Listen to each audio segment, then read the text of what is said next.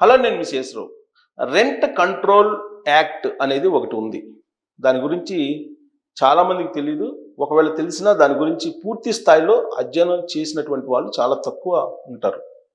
ఆ యాక్ట్ ప్రకారం ఉండాలి అద్దెలు, ఇంటి అద్దెలు కానీ లేదంటే వాణిజ్య సంస్థలకు సంబంధించిన అద్దెలు కానీ అనేది ఒక యాక్ట్ని తయారు చేశారు. దాన్ని ఎప్పటికప్పుడు అమెండ్మెంట్ చేసుకుంటూ వస్తూ ఉన్నాయి ఆయా రాష్ట్రాలు.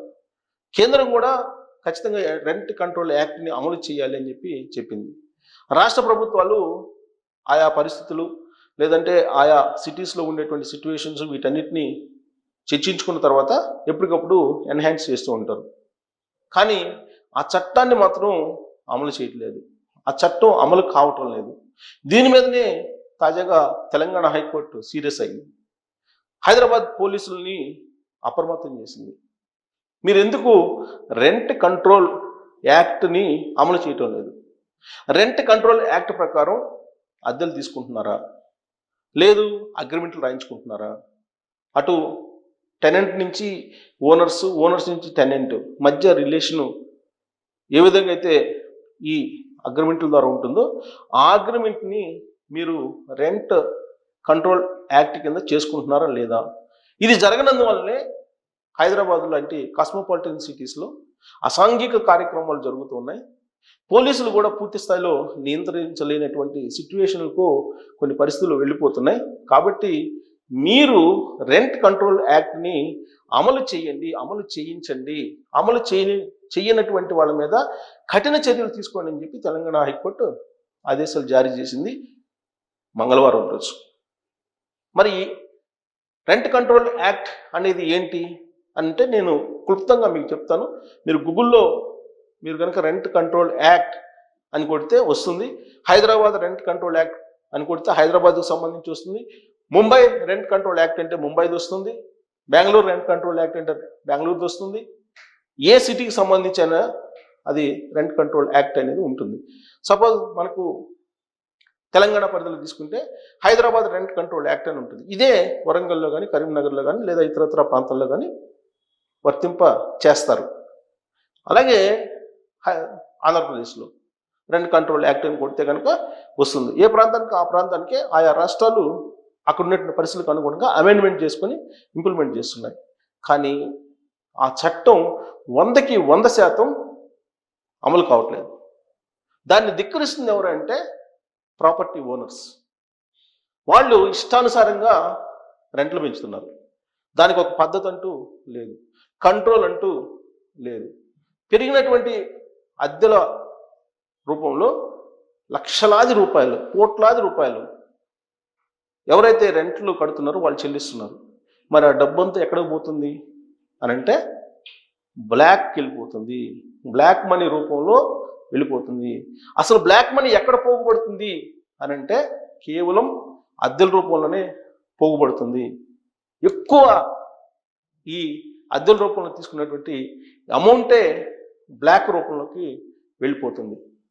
ఎలా వెళ్ళిపోతుంది అనేది నాకు 2-3 స్వయంగా చెప్పడం జరిగింది, వాళ్ళు అనుభవపూర్వకంగా ఎదుర్కొని. ఎలా అంటే మనకు హైదరాబాద్ తీసుకుందాం. హైదరాబాద్లో తీసుకుంటే కనుక ఇది కాస్మోపాలిటన్ సిటీ. రకరకాల ప్రాంతాల నుంచి వస్తూ ఉంటారు, అద్దెకు తీసుకుంటుంటారు, ఇళ్ళు తీసుకుంటుంటారు, అలాగే షాపులు తీసుకుంటుంటారు, అలాగే షాపింగ్ కాంప్లెక్స్లు తీసుకుంటుంటారు. ఇవన్నీ జరుగుతూ ఉంటాయి.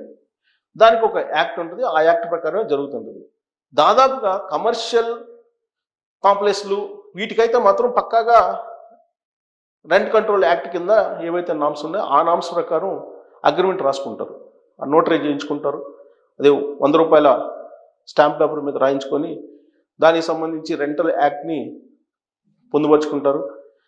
11 నెలల నుంచి 5 సంవత్సరాలు లేదా 10 సంవత్సరాలు అనేది అటు అద్దెకి తీసుకునే అతని మీద, అద్దెకి ఇచ్చే అతని మీద ఆధారపడి ఉంటుంది. కానీ ఎక్కడ ఈ చట్టం డీవియేట్ అవుతుందంటే ఇల్లు అంటే గృహాలు, మనం నివాసానికి ఉండేటువంటి గృహాలు తీసుకోవడానికి చాలామంది ఇతర ప్రాంతాల్లో హైదరాబాద్ వస్తుంటారు. కరెక్ట్గా అక్కడే ఈ చట్టం బాహాటంగా డీవియేట్ అయిపోతుంది. ఈవెన్ గేటెడ్ కమ్యూనిటీలో కూడా ఇది డిబేట్ అయిపోతుంది. కరెక్ట్గా ఆ పాయింట్ దగ్గరే హైకోర్టు తప్పుపడింది. తెలంగాణ హైకోర్టు తప్పుపట్టి ఆ పోలీసులకి అప్రమత్తం చేసింది. మీరు ఎందుకు కేసులు పెట్టడం లేదు అని చెప్పి.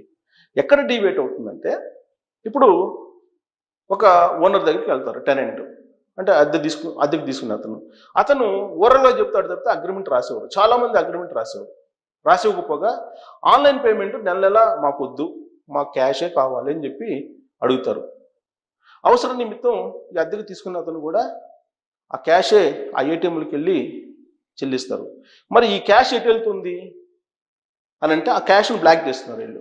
బ్లాక్ చేసి ఈ బ్లాక్ మనీ ఉన్నటువంటి వాళ్ళు ఎవరైతే ఉన్నారో వాళ్ళు ఎలక్షన్ టైంలో అలాంటప్పుడు రాజకీయ నాయకులకు సప్లై చేయటం, లేదంటే హవాలాకి సప్లై చేయటం జరుగుతుంది. దానికి హవాలాకు సప్లై చేసినందుకు కమిషన్ తీసుకుంటారు. 10%, 20%, 15% తీసుకొని వీళ్ళు ఈ బ్లాక్ మనీని అందజేస్తున్నారు. అంటే ఇది మనీ లాండరింగ్ కన్నా ప్రమాదకరమైంది. అందుకే హైకోర్టు చాలా క్లియర్గా చెప్పింది పోలీసులకి, మీరు రెంట్ కంట్రోల్ యాక్ట్ అమలు చేయించడం అనేది మీ బాధ్యత.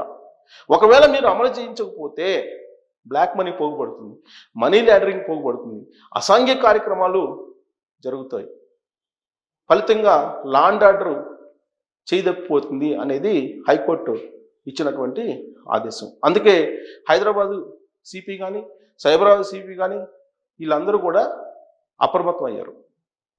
ఖచ్చితంగా రెంట్ కంట్రోల్ యాక్ట్ని పాటించాల్సిందేను. మీరు రెంట్ కంట్రోల్ యాక్ట్ ప్రకారం అగ్రిమెంట్ రాసుకున్న తర్వాతనే మీరు అద్దెకు ఇళ్లలో దిగండి. అలాగే యజమానులు ఒకవేళ రెంట్ కంట్రోల్ యాక్ట్ కింద అగ్రిమెంట్ రాసివ్వకుండా కనుక ఇల్లు ఇస్తే వాళ్ళకి శిక్ష వేయబడుతుందని చెప్పి ఇప్పుడు పోలీసులు అవగాహన పెంచేటువంటి ప్రయత్నం చేస్తున్నారు. ఇక్కడ కేవలం బ్లాక్ మనీ పోగుపట్టమే కాదు, ఈవెన్ ప్రభుత్వానికి కూడా కొన్ని కోట్ల రూపాయల నష్టం జరుగుతుంది. ఎందుకంటే ట్యాక్సుల రూపంలో కట్టరు వీళ్ళు బ్లాక్ మనీకి. అలాగే వాస్తవంగా టూలెట్ బోర్డు పెడతారు చాలామంది. టూలెట్ బోర్డు పెట్టడం అనేది నేరం.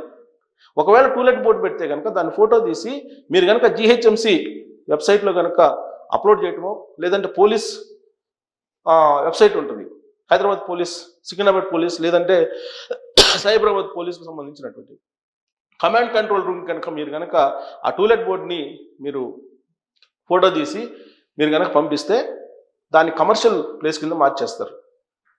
ఎందుకనంటే వీళ్ళు నివాస ప్రాంతంగా ఉంటూ ట్యాక్స్ తక్కువ కడతారు, మున్సిపాలిటీ ట్యాక్స్, జిహెచ్ఎంసీ ట్యాక్స్ తక్కువ కడతారు, కానీ దాన్ని ఏమో కమర్షియల్కి వాడుతున్నారు. టూలెట్ బోర్డు పెట్టి అద్దెలకు ఇస్తున్నారు. అద్దెలకు ఇవ్వడం అనేది కమర్షియల్ యాక్టివిటీ. కాబట్టి పబ్లిక్ కూడా అవేర్నెస్ కావాలి అని చెప్పి పోలీసులు చెప్తున్నారు. కాబట్టి మీరు టూలెట్ బోర్డు ఎక్కడైనా పెట్టుంటే దాన్ని కనుక ఫోటో తీసి ఆ ఇంటి నెంబర్తో సహా పంపిస్తే దాన్ని కమర్షియల్ చేసి కమర్షియల్ ట్యాక్స్ వసూలు చేస్తారు మున్సిపాలిటీ వాళ్ళు కమర్షియల్ కింద. సో ఇది చట్టానికి విరుద్ధం. 100కి 100 మంది ఈ విధంగా చట్టాన్ని ధిక్కరిస్తున్నారు.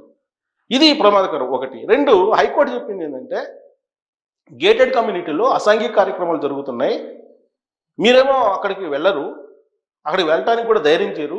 ఒకవేళ వెళ్ళినా కానీ అక్కడ ఇన్ఫ్లుయెన్స్డ్ పీపుల్ ఉంటారు, వాళ్ళు ఏ రాజకీయ నాయకుడికో లేదంటే ఏ ఐఏఎస్ ఐపీఎస్లకో ఫోన్ చేస్తారు, దాంతో మీరు వెనక్కి వస్తుంటారు. కానీ అక్కడ అసాంఘిక కార్యక్రమాలు జరుగుతున్నాయి, డ్రగ్స్ మొత్తం అక్కడే జరుగుతుంది, గంజాయి అక్కడే సప్లై అవుతుంది, అలాగే పేకాట జరుగుతుంది, అలాగే ఇల్లీగల్ యాక్టివిటీస్ జరుగుతున్నాయి, హైటెక్ వ్యభిచారం జరుగుతుంది. కాబట్టి మీరు కమ్యూనిటీ ఏదైతే ఉందో గేటెడ్ కమ్యూనిటీ వాటిల్లోకి మీరు వెళ్ళి తనిఖీలు చేయండి ఎప్పటికప్పుడు అని చెప్పి పోలీసులకి హైకోర్టు ఇచ్చినటువంటి ఆర్డర్. అంటే ఏ స్థాయిలో కాస్మోపాలిటన్ సిటీస్లో నేరాలు పెరిగిపోయాయి అనేది మనకు అర్థమవుతుంది. అంటే హైకోర్టు చెప్పేంత వరకు కూడా పోలీసులు అప్రమత్తం కాలేదు. ఈ నేరాలు అనేది కళ్ళకు కనిపిస్తున్నటువంటి నేరాలు ఇవన్నీ కూడా. మరి శిక్ష ఎవరు అనుభవిస్తున్నారు ఎవరన్నా అంటే లేదు. మరి ఇంటి ఓనర్లకి 5 సంవత్సరాల జైలు శిక్ష ఉంది చట్టం ప్రకారం. ఇల్లీగల్ యాక్టివిటీస్ చేసినా, లేదు వాళ్ళు ట్యాక్స్ పే చేయకపోయినా, లేదు అద్దెకి దిగినటువంటి వాళ్ళు ఏదైనా ఇల్లీగల్ యాక్టివిటీస్ పాల్పడినా ఓనర్లకి 5 లక్షల జరిమానా, 5 సంవత్సరాల జరిమానా, కొన్ని లక్షల రూపాయలు, 2 లక్షల జరిమానా కూడా పెట్టారు చట్టంలో. అంటే ఈ రెంట్ కంట్రోల్ యాక్ట్ అనేది అమలు కావట్లేదు. దీని అమలు కావాలంటే అద్దెకు దిగే వాళ్ళకి అవగాహన ఉండాలి, దీని మీద అద్దెకి ఇచ్చేటువంటి వాళ్ళకి అవగాహన ఉండాలి. పూర్తి స్థాయిలో అవగాహన లేనంత వరకు కూడా ఇది అమలు కాదు. కాబట్టి అందుకే హైకోర్టు పోలీసులకు ఆదేశాలు జారీ చేసింది. ఒక రకంగా చెప్పాలంటే హైదరాబాద్ పోలీసులకు వార్నింగ్ ఇచ్చింది హైకోర్టు. మీరు కనుక ఈ రెంట్ కంట్రోల్ యాక్ట్ని కనుక అమలు చేయలేకపోతే అసాంఘిక కార్యక్రమాలు, హవాలా బిజినెస్, డ్రగ్స్, గంజాయి, వ్యభిచారం ఈ తరహాలో మొత్తం నేర ఒక రాజ్యంగా మారిపోతుంది, నేరాలకు సంబంధించిన నగరంగా మారిపోతుంది. కాబట్టి మీరు ప్రాపర్టీ ఓనర్స్ మీద సీరియస్గా చర్యలు తీసుకోండి అని చెప్పి హైదరాబాద్ పోలీసులకి హైకోర్టు ఆదేశాలు జారీ చేసింది. ఇంకొకటి ఏంటంటే హైదరాబాద్లో ప్రాపర్టీ ఓనర్స్ కన్నా, అంటే ఇంటి ఓనర్స్ కన్నా కూడా అద్దెకు తీసుకున్నటువంటి వాళ్ళే ఎక్కువ ఉన్నారు.